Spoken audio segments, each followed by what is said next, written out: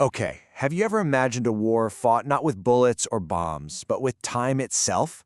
We are about to dive deep into a strategic document that outlines a completely new kind of conflict. This is a war that happens on a battlefield you can't see or touch. Welcome to temporal electronic warfare. So let's start with the central puzzle. How in the world do you fight an enemy that knows exactly what you're going to do before you do it? Now that sounds like a riddle, right? But it's not. It is the core challenge of this new domain. And the answer this doctrine provides, well, it changes everything.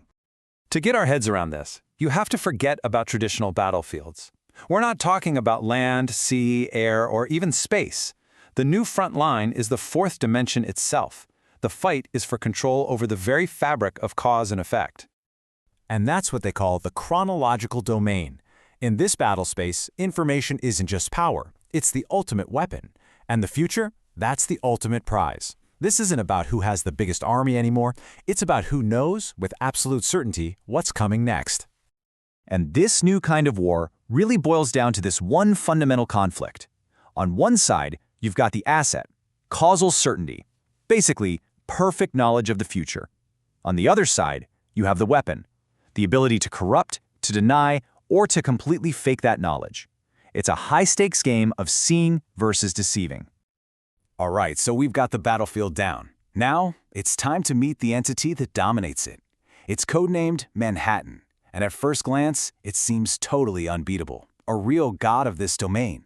But as you're about to see, even gods have a fatal flaw. Just try to imagine seeing all of time, past, present, and future, all laid out in front of you, like a single, unchanging object. A movie where you can see every frame at once. That is how Manhattan sees reality. It is a perfect, passive observer, but that's also its greatest weakness. Now this profile reveals something absolutely critical. Just look at that last row. Possesses zero inherent countermeasures. Why? Because of its psychological profile. Manhattan is a complete fatalist. It doesn't just see the future as fixed, it believes it's completely unchangeable. That means it is literally incapable of even conceiving of the idea that it could be tricked.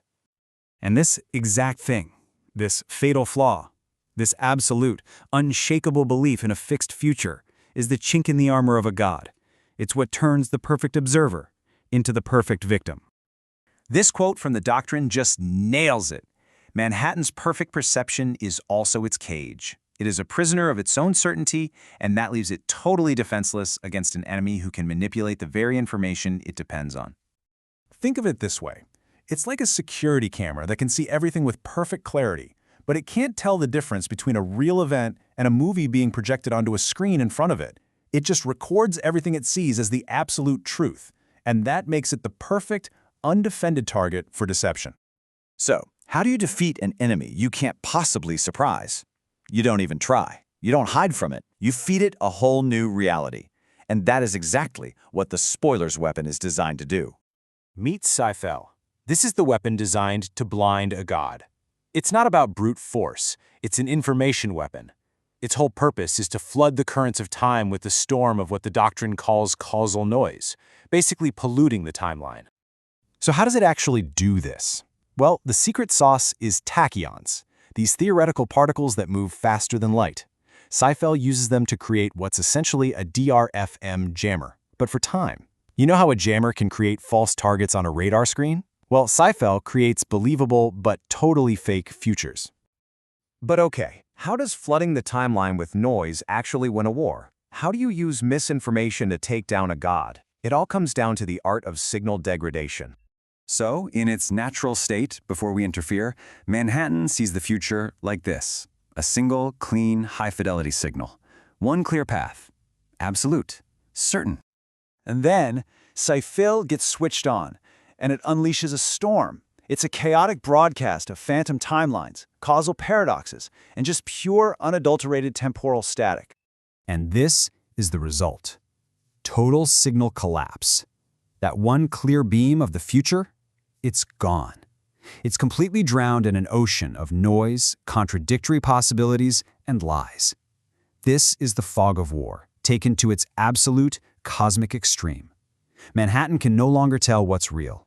What this attack does is actually a masterclass in psychological warfare. It completely short-circuits the enemy's decision-making process, what strategists call the OODA loop. If you can't trust what you observe, you have no way to orient yourself to reality. If you can't orient, you can't decide. And if you can't decide, you can't act. It is a checkmate of the mind. But here's where this gets truly mind-bending. The impact of this weapon goes so far beyond the battlefield.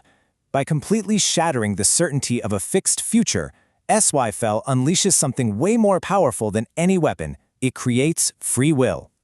SYFL fundamentally changes the rules of the universe. It takes reality from being this game of chess, right, where all the pieces are visible and the outcome is technically predetermined, and it turns it into a high-stakes poker game where bluffing, probability, and deception are what win the day.